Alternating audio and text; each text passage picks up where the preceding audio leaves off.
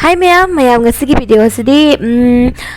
office makeup oideni ko 9 to 5 yam long lasting oiba office makeup oideni yam chamna tauna adudi yengnerasi ado mayam aise ko video se wangangang na semambani habako ado angang sing lang salaktana ko makhondom ta phajana tauna clear na tadre aduna I voice over in tawre habako ahanbada ko makeup hojing mamangda I moisturizer malawra taire aduga office ki makeup oideni na day time dani dana ko aduna sunscreen malawra ga taiba kawbigano ado agi sedi nungdinda sutto bani na sunscreen taidre aduga chathok da bas leitabani ado sunscreen matung da ko primer ma lawraga tairani hojik sei imanabi ga wari sana sana sum makeup se tawani angang singa su launa na ko ado primer ma lawra taire primer se me amaru oi ko foundation tayak tuni na foundation natraga su bb cream kari guma tai bataraga su ko khogi primer tai basana makeup se henamu long lasting o hendini aduga chemical mayam dugo isu mana protect tawbidini ab ko khogi skin care su mana khar tawbigani primer ki matung da hausi kai concealer malawre ga dark yamna hena leiba mafam jaga sing do ko ado song ki mai se dark du yam laitaba yam nan ba skin oraga di sigi step se skip to boya ya do dark du khara khara leiba oraga di ko sigi se smile tawbira mo ko sigi step se taibira maga beauty blender do lawraga fasana muka blend tawthokjare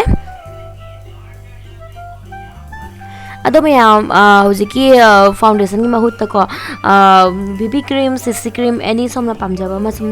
tai lawraga taiba yare agi oina di ko sigi Maybelline gi 24 hours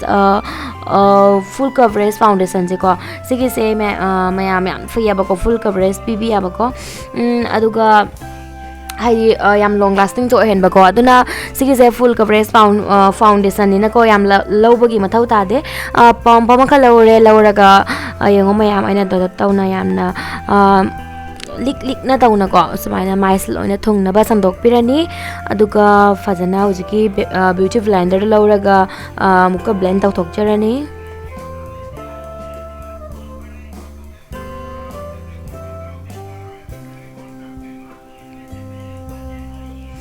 ado somgi phamda leijaba any foundation ama lawraga sum tawba yai yamadi hena taisanda ba ko office makeup oidoni na likna tawna tairingai gi ko makeup se natural mandoni loina na long lasting so oigani aduga yengbada su ko fajagani makeup se di ko matang matamgi matungina sina doina ba ko ado mayam su hena loina khangbiram lagani ado foundation taina loraba matung da ko ai lori base liquid blush ni sigi se lawraga asmaina khaji taibiramani sumai taibasana ko kogi skin seng matam da yamna smooth o hen bako aduga kogi within a glow maka phangbodo kogi within a blush orakbodo adumaina oyaba ko kogi isagi skin nung dagi blush orakbodo maina uholli yam natural ohelli ado mayam tairi momanga taira matungi se mayam yengo khetna baje same beauty blender lawraga fajana muka blend to thokjare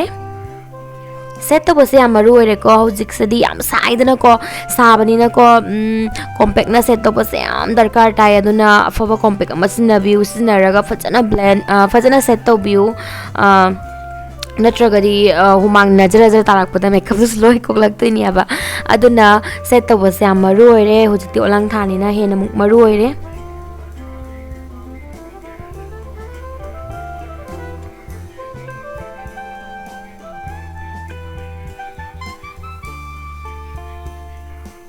ado ko ai hojik pisuma bugi klasi set tawna lore hojik pisuma bugi klasi aina lori base like miki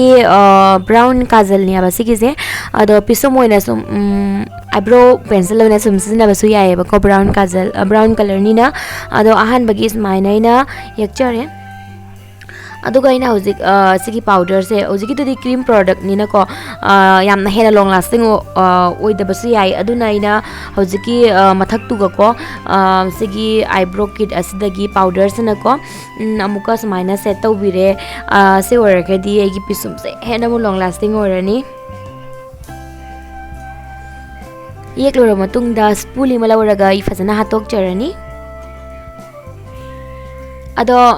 eye makeup tawsiko yam light tawduni mayam eye makeup se yam natural oin thamduni mayam aina hojik tawchariba sigi khara pinkish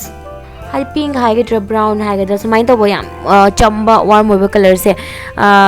si color se laurani ko light pink gumba natraga light brown gumba sumai tawba color se color ama lauraga ko mit mathak sida sumai tawna ai tariba mong sa taibira mo crystalline du phajana blend thokpiu hena mong natural manaba sumai taiba sumyam yengwa tab da yam phajabani aduga tai haina khangdabani aba kaisu ko haidi natural man mani aba ko ado mit kha desu same hojigi color do lauraga taire ado kari gumba sumain taiba pamdraga di sigi skip to bayai aigi oina di ko sumain taiba se yam pami yam chamna phazu phajai aba ko ado lora matung da hojik taina eyebrow oina yekhiba kajal do brown kajal lauraga sumaina eyeliner gi mawong da ko yam paga yam nakna na ko line number ka sumain yekpiramani aduga brush ama lauraga fajana smudge tawbiramani sina mu hena gi eyeliner se long lasting orani pura din kano orani long lasting oina lairani all day long lasting oina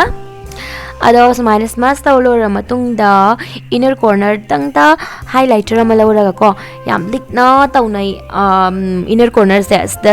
sidata highlighter se hapiram gani yam likna tawnani mayam hauzik se gi bronzer se lauraga nose contour tawsiko nose contour tawbasna ikoi gi magi adi magi shape se ko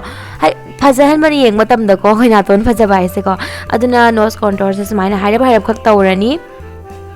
adoi mathak tu go yam likna tauna highlighter ama laura hape ado mayam ubiram gani videos da angang sing la langi se ko aduna is ngang na makeup se id launa na moiga sum tori ne ba ko ado lora matung da hojik plus ahan da di cream blush ni ko na thagi bodo ado gi mathak tu ga ai hojik se gi powder blush lauraga sumain taire khatang de khasik laibak ta khasik se taibiram gani hena muk look se natural mandaba ado lipstick ta la e hojik lipstick tai dring ai da lip liner hana phajana yak thok charani boundary ase se color se me am sum meng biro kai color no ari brown color hai gadra khara su red du minus to brown color ni abako sigi se yam pamje ba me amena color se ado si color se taining the border gadi yam chamba rom da nude color rom da sum laura ga tai ba yai aroi bagi hoina yozik mascara ma laurani mid haidi upper lash lower lash adu da tairani fajana aduga me am ngasi gi makeup se sum loirani khwaidagi maru oiba steps me am setting sprays ani setting sprays aibasni ado me am aidi hojiko yumda sumlai banina chathok ta banina chai haidi double setting spray se tawdre ba ko ado aina hai waidi me am hena khogi makeup smain tawraga se long lasting udi orani ba ko ado amaka so hena khoina ne ka ta hon long lasting ohening ba tar gadi ko ai khoina foundation kai ka compact ka tai lora matung da setting spray se na muka set tawbiro adugi matung da makeup se pung loi lora matung da muka so hanna roi bada setting spray se chai biro amako double setting spray tawbase ado sani me am si final look ado gi makeup look se pambire gadi yes like to biro mo share to biro mo and subscribe to biro mo ngasi gi bye bye